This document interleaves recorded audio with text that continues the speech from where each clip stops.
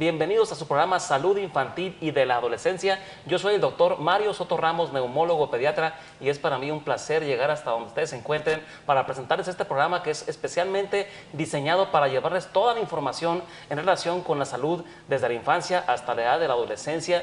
Y siempre estamos muy contentos y agradecidos con nuestros invitados que están dispuestos a compartir su tiempo, que es muy valioso, para darles a ustedes información de primera mano y confiable para que usted pueda mantener pues todo lo que es el concepto de salud en sus hijos, en sus allegados en este grupo de edad. Y siempre mencionamos que salud es el completo bienestar físico, mental y social de todo individuo y no únicamente la ausencia de enfermedad. Y saben ustedes, el día de hoy vamos a platicar sobre un tema que es de relevancia por su elevada frecuencia y me refiero a el asma. El objetivo de llevarles a ustedes la información pues es que conozcan todo lo que es la definición de la enfermedad, cómo se identifica, cómo se diagnostica, cuáles son los síntomas, cuáles son los tratamientos que se utilizan para este padecimiento, qué hacer en caso de una crisis asmática, hablar sobre la técnica apropiada de aplicación de los medicamentos, el apego al tratamiento, la importancia del apego al tratamiento, de tal forma pues que para esto tengo el gran gusto de presentar a ustedes a dos estimados doctores que son, bueno, uno de ellos es de la primera generación de neumólogos pediatras egresados del Hospital Infantil de Especialidades de Chihuahua, donde tengo el placer de trabajar y coordinar esta área de neumología pediátrica, y es el doctor Rubén Rodríguez Armendáriz, quien es actualmente ya neumólogo pediatra y certificado por el Consejo Nacional de Neumología, y trabaja aquí en la ciudad de Chihuahua. Y también nos acompaña el doctor Carlos Roberto Guzmán Valderrábano, más conocido por nosotros como el doctor Charlie Valderrábano. Él actualmente está cursando el tercer año de la especialidad de neumología pediátrica. Después de haber cursado la especialidad de pediatría, está actualmente en la segunda especialidad, que es neumología pediátrica, y cursando pues el tercer año de esta especialidad, el doctor Carlos Roberto Guzmán Valderrábano, más conocido como Charlie. Pues bienvenidos al programa. Muchas gracias. Rubén y Charlie. Pues vamos a platicar el día de hoy pues de este tema que es de relevancia, que es el asma, pues que afecta desde temprana edad, ¿no? a los grupos de población. Oye Rubén, platícanos aquí con nuestro público, compártenos pues, o sea, el asma, ¿qué tan frecuente es esta entidad? ¿Con qué frecuencia se atiende este padecimiento, por ejemplo, en el Hospital Infantil de aquí de Especialidad de Chihuahua? Sí, bueno, pues para empezar, muchas gracias por la invitación a este programa. En el Hospital Infantil de Especialidades tenemos dos rubros muy importantes de atención al paciente. El primer contacto que tenemos con el paciente pues, es en el área de consulta externa. En el área de consulta externa del Hospital Infantil, el asma se encuentra dentro de las primeras 3 causas de solicitud de atención médica especializada. Eso es solamente en el servicio de consulta externa. De pediatría. De pediatría, sí es, doctor. Y en el área de urgencias, pues la crisis asmática, o la exacerbación asmática, pues también se encuentra dentro de las primeras causas de consulta o de deterioro de la salud, de atención en la sala de urgencia. Entonces, con esto ustedes pueden darse cuenta que el asma es realmente un padecimiento muy frecuente. Se define como la enfermedad más frecuente, la enfermedad crónica más frecuente en la infancia, el asma. Y como aquí el doctor Rubén Rodríguez les ha comentado, pues es la tercera causa de consulta de pediatría en el hospital. Ya en neumología, pues es la primera causa de consulta, y como motivo de atención en urgencias, pues es dentro de las primeras 5 causas está la crisis asmática. Entonces, con eso ustedes deben de tener la apreciación que este es un padecimiento importante, frecuente, que ocurre aquí en nuestra ciudad de Chihuahua. En todo el mundo está esta prevalencia elevada de la enfermedad asmática. ¿Y cuál sería, Rubén, el concepto? O sea, ¿cómo se define la enfermedad asmática? Porque muchas personas tienen la idea de que un individuo con asma es una persona que todo el tiempo está batallando para respirar, que requiere medicamentos para poder inhalar, para poder respirar, pues para poder estar, que están siempre acudiendo a urgencias y bueno, yo quiero puntualizar que esto no siempre es de esta forma. Entonces, ¿cómo nos podrías, Rubén, definir para nuestro público en términos no precisamente médicos, qué es esta enfermedad? Bueno, el asma es una enfermedad heterogénea. Tiene diversos fenotipos o diversas expresiones clínicas, ¿sí? Y este cuadro se va a caracterizar, bueno, principalmente por tos, por dificultad para respirar, ¿sí? Y la presencia, ya en casos más severos, la presencia de sibilancias, que pueden ser o no audibles a distancia, y se define como una enfermedad heterogénea con una limitación al flujo aéreo. ¿No? Así es. Entonces el asma es distinta en cada persona, no es igual en todos los individuos, pero como dice aquí el doctor Rubén Rodríguez, se manifiesta principalmente por tos. ¿Podríamos comentar, Charlie, cuáles serían los síntomas relevantes como para pensar en este padecimiento? Claro que sí. Primero que nada, pues, de igual manera, muchas gracias por invitarnos a su programa. Siempre es un placer compartir con mi maestro, con un gran amigo. El asma es una enfermedad, como bien lo comenta el doctor Rubén Rodríguez, una enfermedad de alta prevalencia, sobre todo en la población pediátrica, la enfermedad crónica más frecuente. Los síntomas generalmente se caracterizan por presentar tos, dificultad para respirar en los chaparritos. Estos síntomas se van a ver exacerbados generalmente durante la noche o en las primeras horas de la mañana y durante actividad física o situaciones emocionales que pudieran llegar a presentar los pacientes. Esto les conlleva a episodios de dificultad para respirar, que generalmente es el momento cuando el paciente acude al servicio de urgencias para recibir la atención que necesita. Entonces, un común denominador que podríamos mencionar en relación con este padecimiento es que es, digamos, alta la cantidad de personas, de individuos con asma que están con el padecimiento sin haber sido diagnosticados. Si usted tiene su hijo o usted tiene síntomas respiratorios que van y vienen, en los que destaca principalmente la tos nocturna, la tos con el ejercicio, la tos en las mañanas, los sonidos en el pecho que aumentan y disminuyen con los cambios de clima, o tiene síntomas nasales como estornudo, nariz tapada, obstrucción, comezón en la nariz, sangrado. Bueno, estos síntomas nasales constituyen lo que se define como rinitis alérgica. Y los síntomas de tos persistente, tos nocturna, tos con el ejercicio y sonidos en el pecho que van y vienen, como aquí estamos platicando, pues indican la presencia de un trastorno que obstruye la vía respiratoria inferior. Entonces, ¿nos pueden ustedes puntualizar aquí con nuestro público cuál es el sustrato fundamental de esta enfermedad asmática? ¿Cuál es el meollo del asunto? Ok. La enfermedad asmática, el asma por sí misma, es una enfermedad inflamatoria de la vía respiratoria. Esa es una parte muy importante, porque tocando el punto de que es una enfermedad inflamatoria crónica, es como partimos para el tratamiento de los niños, tanto de los niños como de los adultos.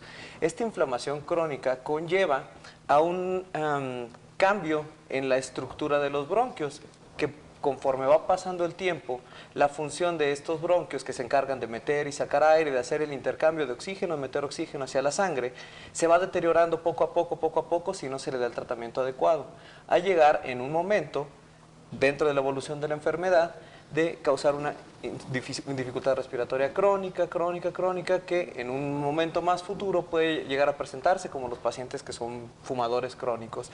Esa dificultad para respirar en cualquier momento.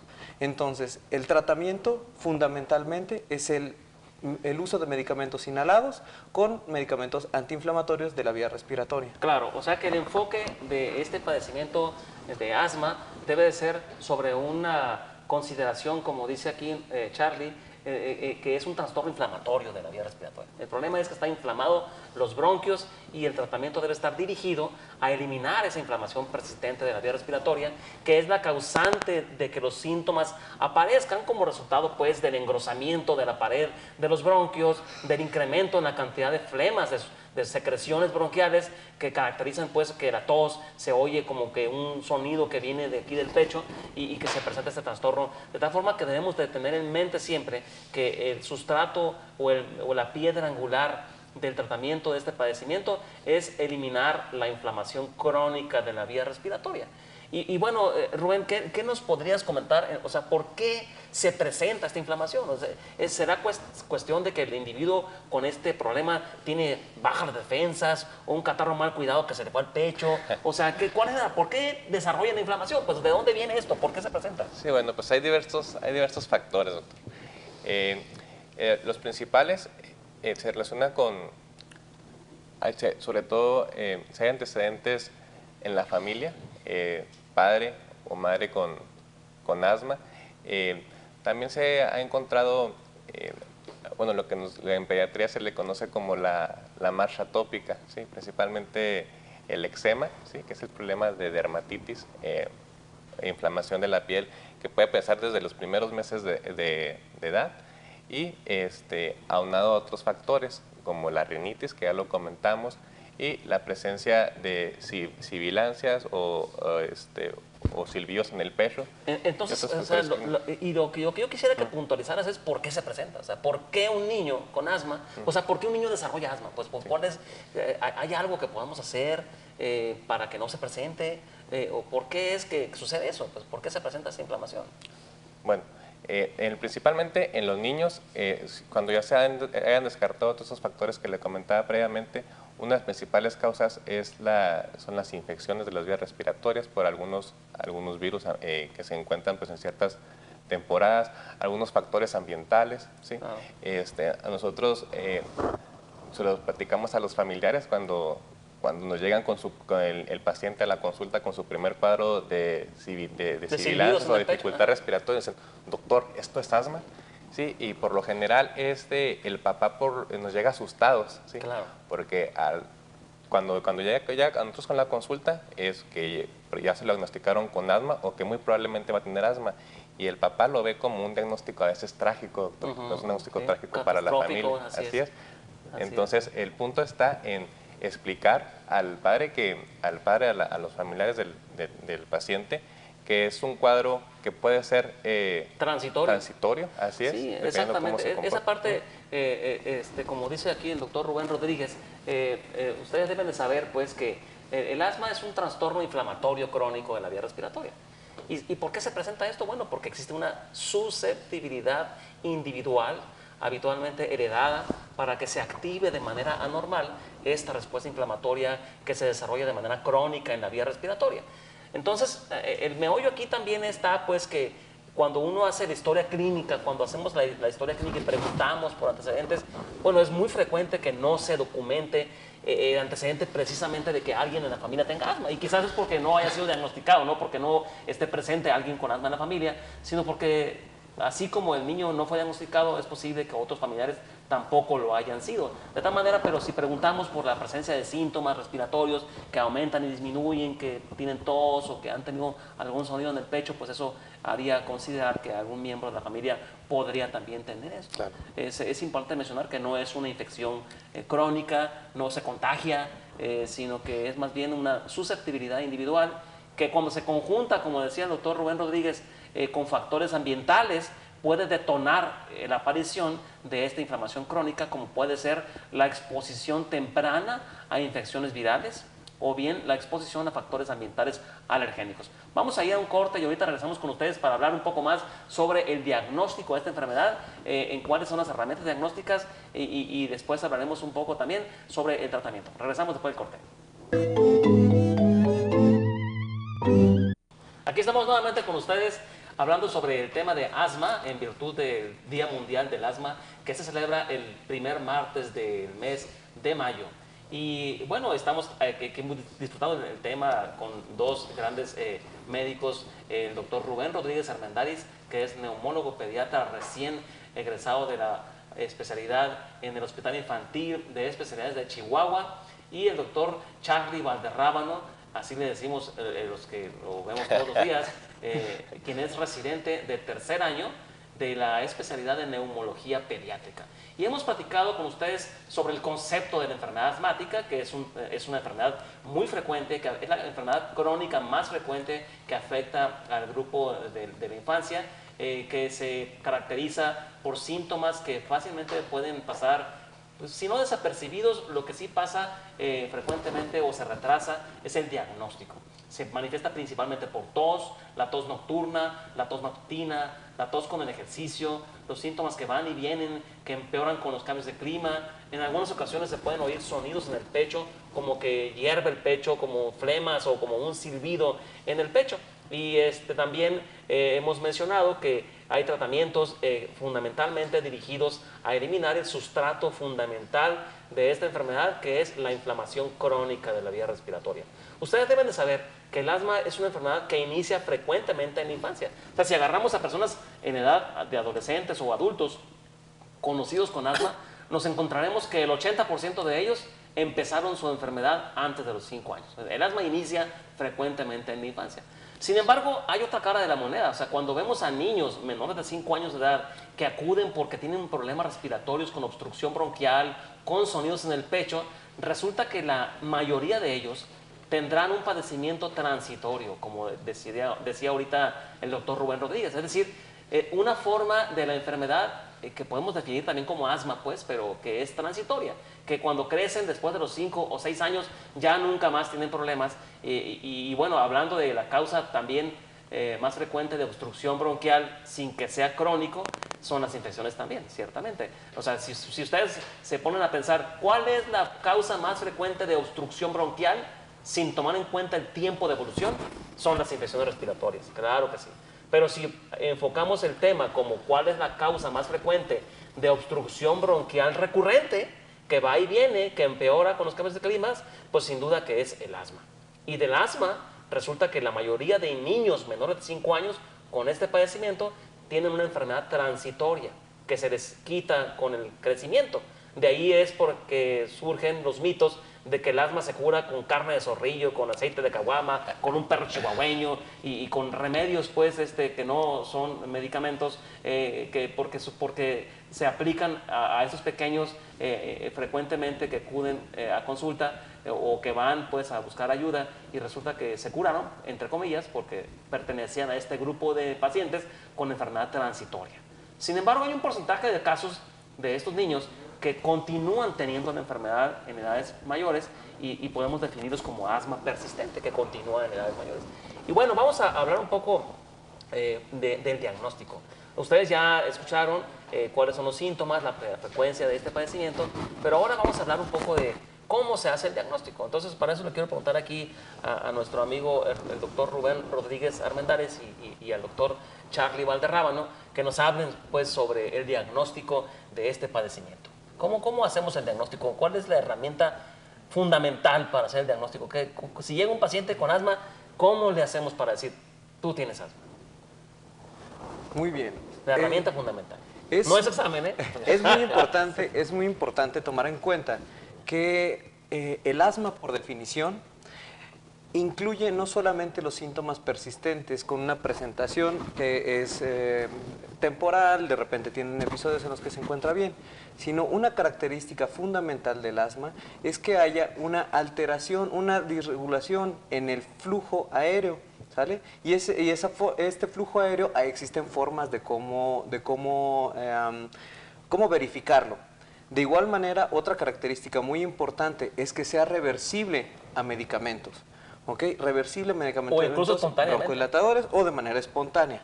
Por lo tanto, un estudio fundamental y el estudio diagnóstico de asma son las pruebas de función pulmonar, dentro de ellos la espirometría. Ok, entonces la espirometría es un estudio que me permite a mí corroborar que existe un trastorno obstructivo de la vía aérea y que se revierte con el uso de medicamentos broncodilatadores. Exactamente. Pero es indispensable hacer una espirometría para poder hacer el diagnóstico de esta enfermedad. De manera inicial, el diagnóstico debe de ser clínico. Todos los pacientes, nosotros siempre abordamos a los pacientes de manera individual. Así es. Cada paciente se interrogan todos los síntomas que ha presentado, los ciclos que ha presentado en estos síntomas, cuántas veces ha tenido que ir a urgencias, cuántas veces ha tenido que nebulizar, muchos otros factores de riesgo que pueden presentar síntomas similares y que no necesariamente fuera asma. Y digamos que ya nada más para corroborar el diagnóstico utilizamos las pruebas de función respiratoria. Entonces estas pruebas de función respiratoria que ahorita nos va a puntualizar aquí Charlie, son importantes porque nos permiten conocer a profundidad cuál es el comportamiento de la vía aérea en ese trastorno que es fundamentalmente obstructivo. Los requisitos para hacer el diagnóstico son, número 1, que exista una historia de un padecimiento respiratorio recurrente que se exprese por síntomas que traduzcan un trastorno que obstruye la vía respiratoria, como la tos, los sonidos en el pecho, que van y vienen, que aumentan y disminuyen. Otro requisito es que no tenga en la historia clínica un padecimiento o algún dato que me hiciera pensar en otro diagnóstico, ¿no? Otro requisito para el diagnóstico de asma es que mejore con medicamentos, ¿no? Para el asma, ¿no? Y la otra es, no requisito, pero sí es un elemento importante, que existan factores de riesgo, es decir, que haya familiares cercanos o antecedentes personales, ¿no? Lo que comentaba ahorita Rubén de esa famosa marcha atópica. Miren, es difícil, pero no imposible, hacer el diagnóstico de asma ante el primer cuadro de obstrucción bronquial. Claro. Pero no es imposible, ¿no? Si me llega un niño que tiene 8 meses de edad y dice, doctor, traigo a mi hijo porque ha tenido tos y le oigo un sonido en el pecho. Apenas empezó hace 2 días y lo veo que ha estado empeorando. Nunca antes había tenido usted, su niño, este problema. No, doctor, es la primera vez que le pasa. Ok, ¿tiene fiebre? No, no tiene fiebre. Okay. ¿Su niño ha tenido previamente la piel reseca, sensible, como granitos en áreas de flexión? Sí, doctor, sí, como una alergia en la piel. Ok. ¿Y su niño ya tiene tiempo que presenta escurrimiento de moco, nariz tapada, comezón en la nariz? Sí, doctor. Entonces, eso es la marcha atópica que comentaba ahorita aquí Rubén. Y aunque sea el primer cuadro de obstrucción bronquial, en presencia de esos factores de riesgo personales y síntomas previos y un cuadro actual de obstrucción bronquial sin fiebre, pues eso es asma. Aquí y en China, ¿verdad? Y cuando empezamos a preguntar, oye, en la familia hay personas, oh sí, pues yo tengo un problema así de los bronquios y me han dicho como que tengo asma y mi esposo también tiene problemas de la nariz, ya, es asma, ¿no? Entonces el diagnóstico, como acaba también de decir ahorita claramente Charlie, es clínico, pero vamos a hablar un poco, que nos explique Charlie, perdón, sobre estas pruebas, que yo sé que es lo que te apasiona, Charlie, sí. La fisiología pulmonar.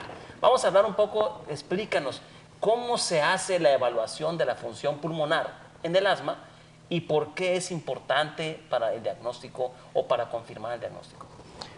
Bueno, las pruebas de función pulmonar son fundamentales para el diagnóstico de asma y no solamente para el diagnóstico, sino para el seguimiento de aquel paciente que ya se detectó como paciente asmático, ya se encuentra en tratamiento y es importante irlo vigilando mes con mes, posteriormente cada 6 meses. Todo paciente asmático debe tener por lo menos un mínimo de una espirometría por año, el paciente controlado. Aquel paciente que no se encuentre con un adecuado control, muy probablemente será necesario utilizar en más ocasiones este tipo de instrumentos. Este es el espirómetro. La espirometría es una prueba muy simple. Es una prueba muy simple, simplemente consiste en soplar a través de un tubo.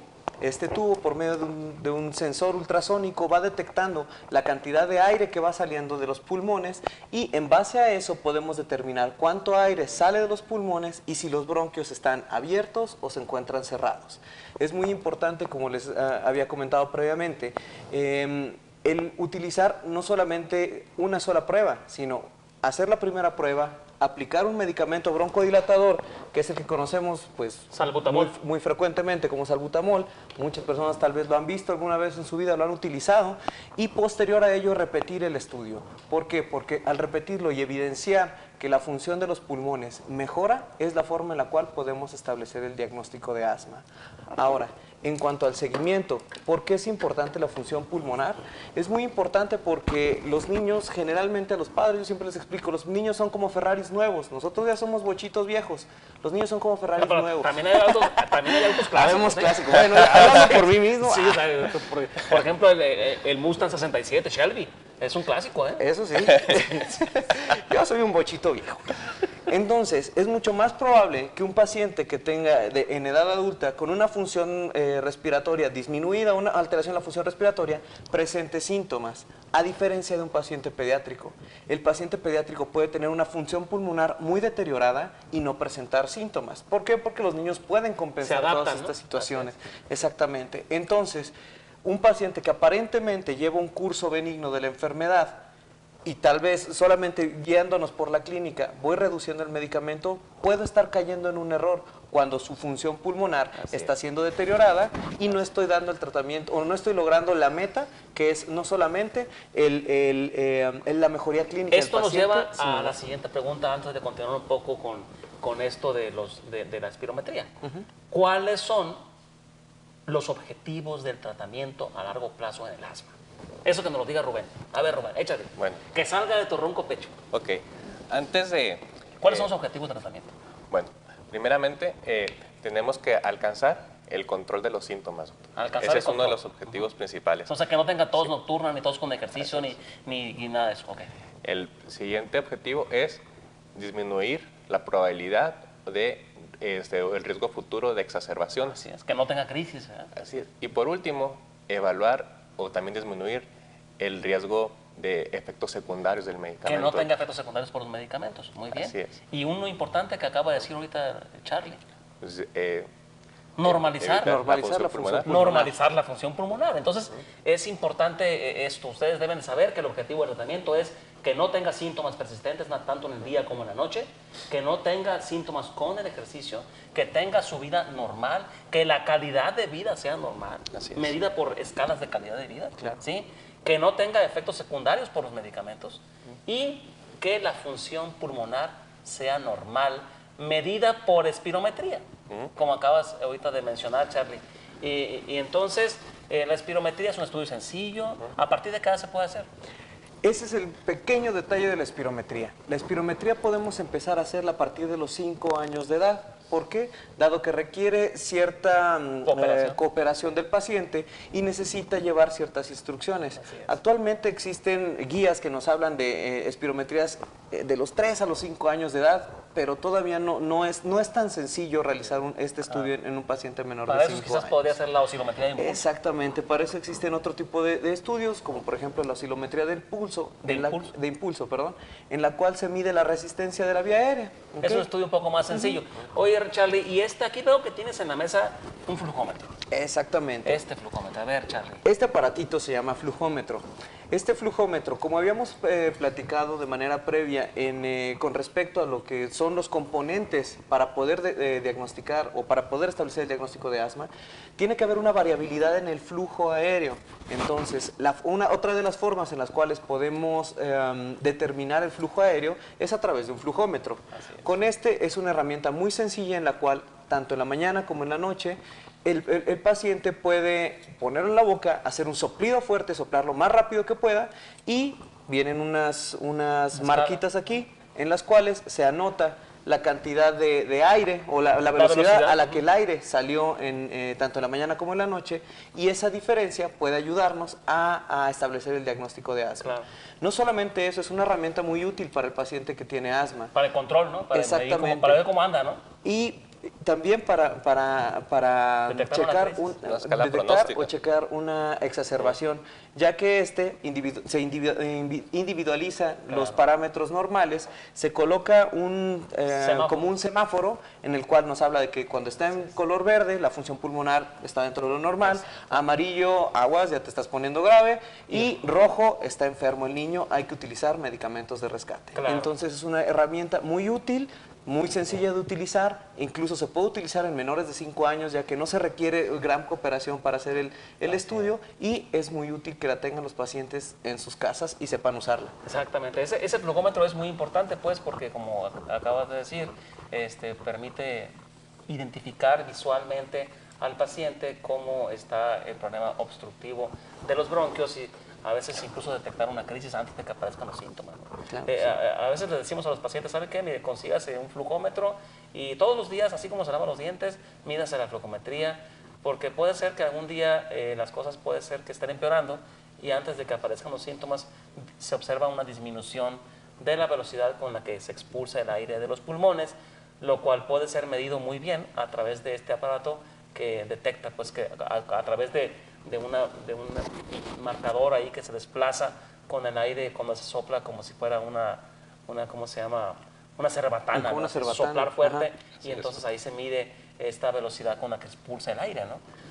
Entonces hasta aquí ustedes han podido constatar que el asma es una enfermedad variable, no es igual en todos los individuos, incluso puede cambiar en un mismo individuo durante el tiempo, que puede ser frecuentemente retrasado el diagnóstico. Y también sucede algo importante, ¿saben? Hay pacientes conocidos con asma que tienen un tratamiento inapropiado.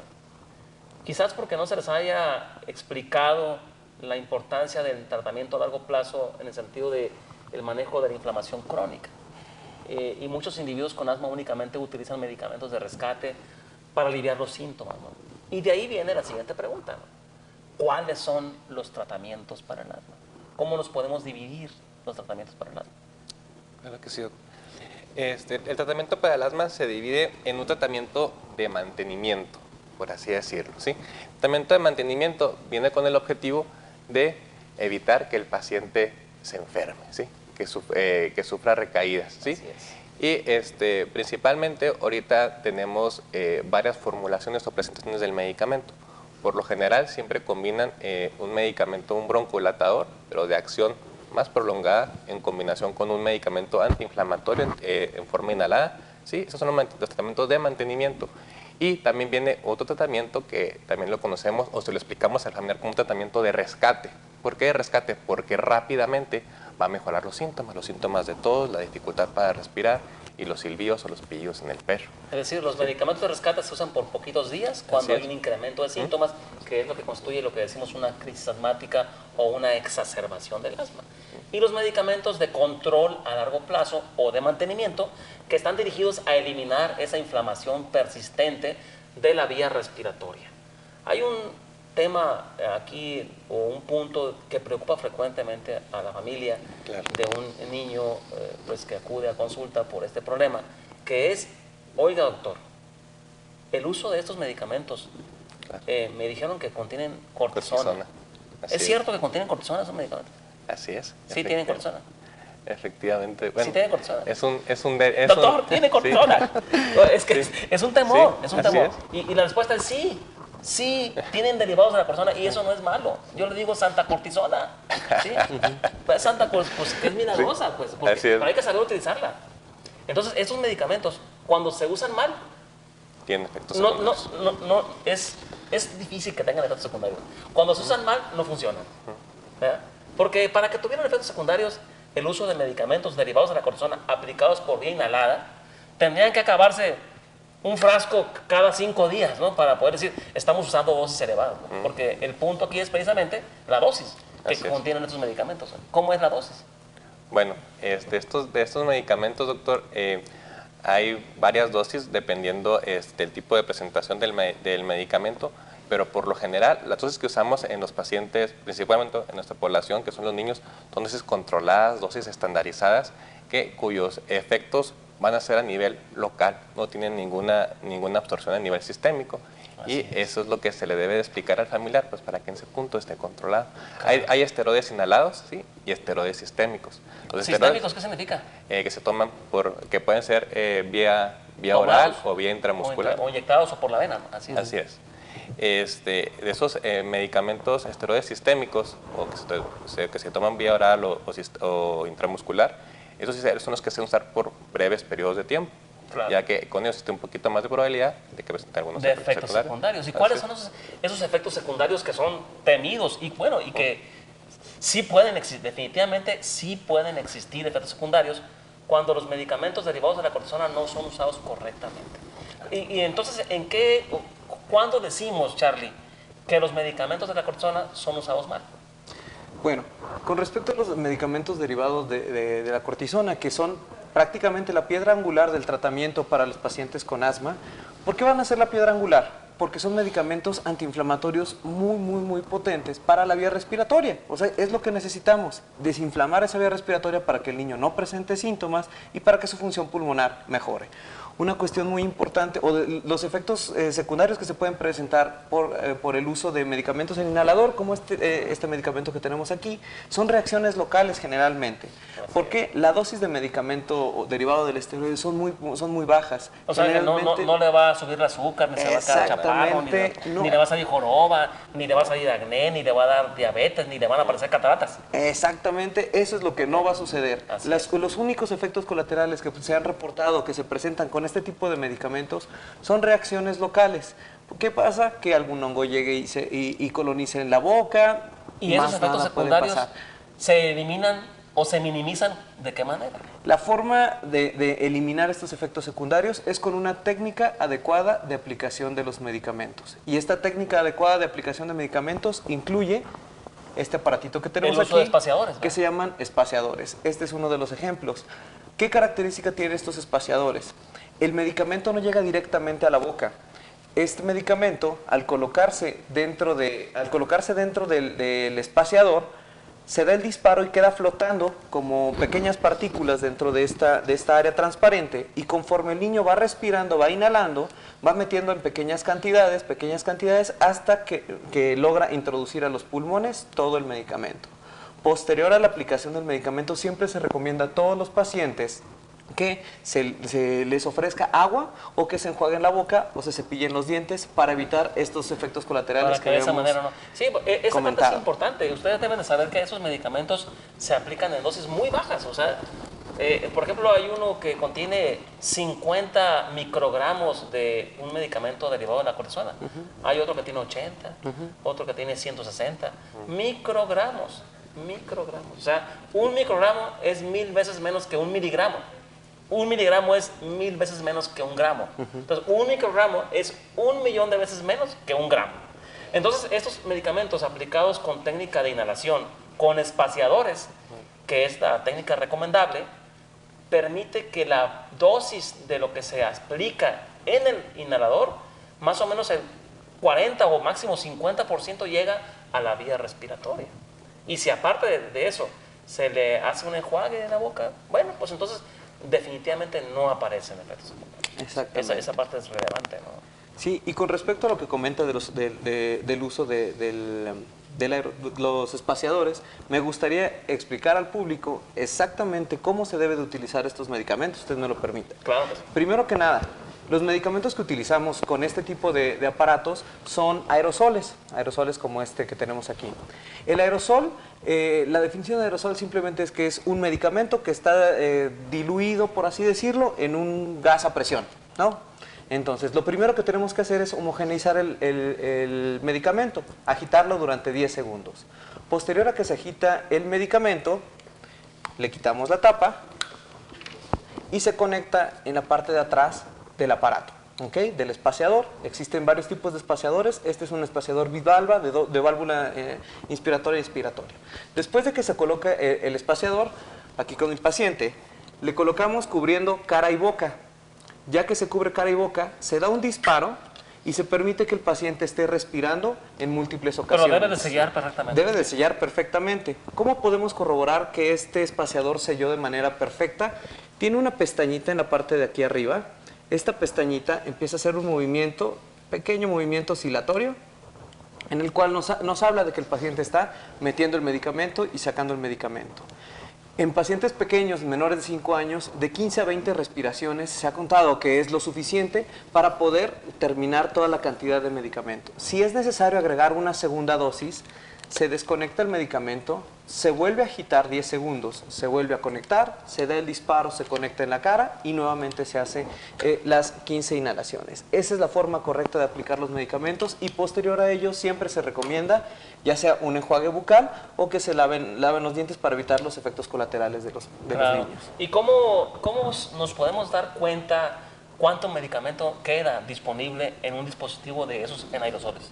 Ok, existen algunos dispositivos que tienen, como por ejemplo este que tenemos aquí, tienen unas pequeñas marcas en las cuales nos va indicando qué cantidad de dosis quedan disponibles. En medicamentos como este, en los cuales no es posible determinar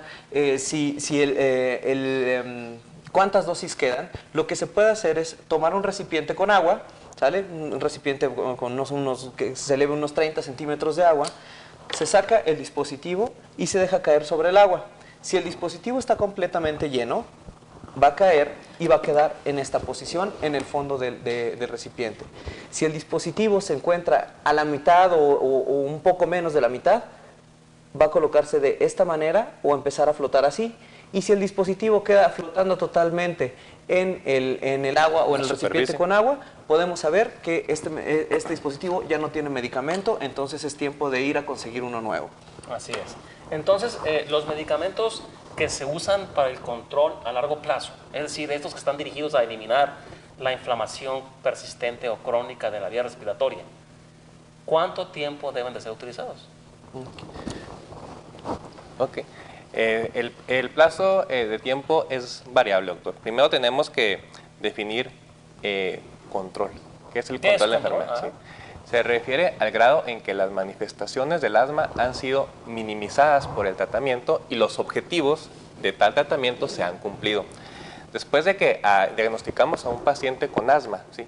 y que se logró recuperar de esa crisis asmática, al paciente se le debe de entregar un plan, idealmente por escrito, doctor, ¿sí? sobre qué es lo que tiene que hacer en caso de que vaya a presentar otra crisis, ¿sí? cuáles son los objetivos de ese control de asma, cómo se debe comportar la tos, cómo se debe comportar la dificultad respiratoria, qué actividades puede hacer. Todas. ¿Sí? Así es. Entonces, una vez que se alcanzó ese control, ahora sí, por lo general hay diversos pasos para el tratamiento del asma. Las diversas guías marcan 5 pasos. Por lo general, al paciente siempre lo marcamos en un paso 3 de tratamiento. Ahí es donde empezamos en el escalón 3, ¿no? En el escalón 3.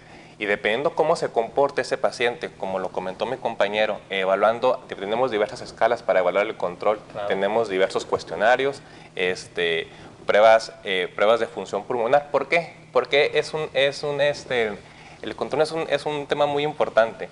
Porque tenemos varios pacientes, doctor, que a la hora que nos llegan al consultorio nos dicen, le comenzamos a preguntar, ¿cómo te sientes de tu asma? Me siento perfectamente bien, doctor. No tengo tos, no tengo dificultad para respirar.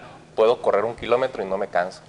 Y a la hora que realizamos la función pulmonar, evaluamos la función pulmonar, salen. Resulta que no está totalmente bien. Controlado. Esto que mencionas, Rubén, es bien importante, ¿no? Porque las estrategias que seguimos para poder medir el nivel de control, hay que medir. Así es. Todo en la vida debe de ser siempre susceptible de ser medido. Hasta el amor.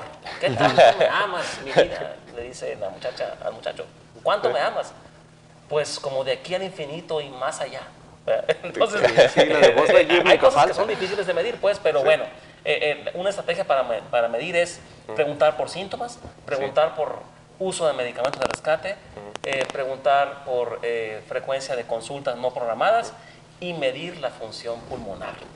¿Por qué? Porque hay pacientes que sobreevalúan su condición. Dicen, yo me siento súper bien, y resulta que no. Es como el diabético, me siento todo dar y el azúcar la tiene elevada, o el que tiene hipertensión que dice sentirse bien y resulta que tiene elevada la presión sanguínea, ¿no? Entonces es importante siempre recurrir a estas estrategias combinadas para poder determinar bien cómo van las cosas, ¿no? Y bueno, cuando tenemos a un paciente conocido con asma que llega a consulta y dice, fíjese que me dijeron que tengo asma, pero sigo mal, no logro mejorar mis síntomas, tenemos que investigar varias cosas, ¿no? La primera cosa que hay que investigar es qué tratamiento tiene, qué tratamiento le han indicado, si es el medicamento correcto, si tiene tratamiento de control. Y resulta que sí, doctor, me indicaron este medicamento, ¿ok? La segunda cosa que hay que preguntarle, ¿qué sería? La aplicación. ¿Se lo aplica el tratamiento? ¿Tiene apego al tratamiento? ¿Adherencia al tratamiento? O sea, ¿está siguiendo las indicaciones? ¿Sí?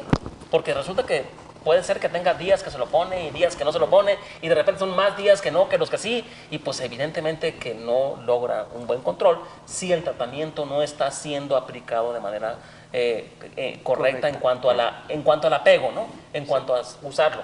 Y otro punto crítico que habría que investigar. Los factores de riesgo.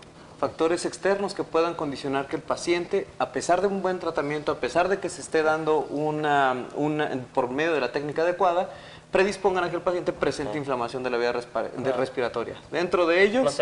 La exposición a factores ambientales. Exactamente. Que agrupamos como las 7 P's. Exactamente, conocidas como las 7 P's, que vamos a hablar solamente de las principales. Sí, sí. El tabaquismo, que es una situación muy importante. Sí. Aquellos pacientes que son expuestos a humo de tabaco, y no solamente al humo directo, sino el paciente que es expuesto, que el padre fuma, madre fuma, y que generalmente están impregnados con ese aroma a cigarro, puede predisponer a que los niños presenten crisis asmáticas.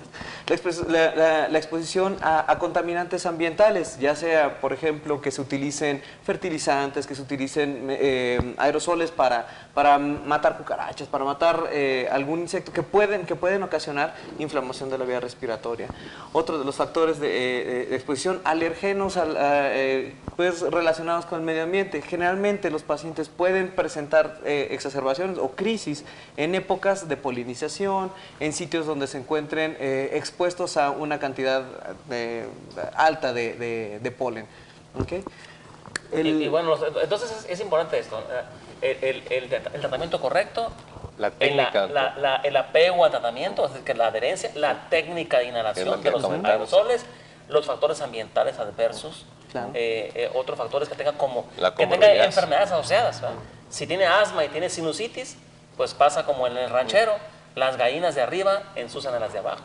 El asma y el reflujo gastroesofágico, el asma y la obesidad, el asma y la apnea obstructiva del sueño, que es cuando se obstruye el aire al respirar, la ansiedad, factores la depresión emocionales. El asma puede tener repercusiones emocionales y el factor emocional impide el control del asma.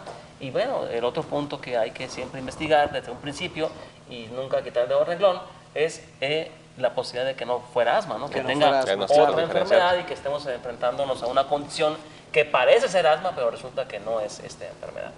Bueno, pues realmente hay mucho siempre de qué hablar en el contexto de este padecimiento que nos apasiona a todos nosotros y que siempre estamos en la mejor disposición de compartir con ustedes esta información a través de cualquier medio, en el Facebook, en las redes sociales, en el consultorio, cuando llegan ustedes a atenderse a consulta con cualquiera de nosotros en el hospital infantil o a nivel particular, ustedes tengan la certeza de que nuestro grupo de trabajo, que somos los neumólogos pediatras del hospital infantil, que trabajamos además en otros lugares, tenemos la convicción total de brindarle a ustedes la información apropiada para que hagamos un buen trabajo de equipo. En este grupo de equipo de trabajo ustedes son los más importantes. Nosotros guiamos, recomendamos, hacemos recomendaciones, pero ustedes son quienes las llevan a cabo. De ahí la importancia del conocimiento pleno de este padecimiento y de ahí pues que estemos aquí platicando con ustedes, con nuestro residente Charly Valderrábano y nuestro compañero, colega, ya neumólogo pediatra certificado, el doctor Rubén Rodríguez Armendariz. Pues les quiero agradecer a ustedes que hayan acudido aquí bajo el permiso de un servidor. Muchas gracias, maestro. Entonces, muchas gracias a ustedes que nos están escuchando y pues nos vamos a ver próximamente en este programa para platicar pues de algún tema que sin duda será de interés para todos ustedes en este programa de salud infantil y de la adolescencia. Hasta la próxima.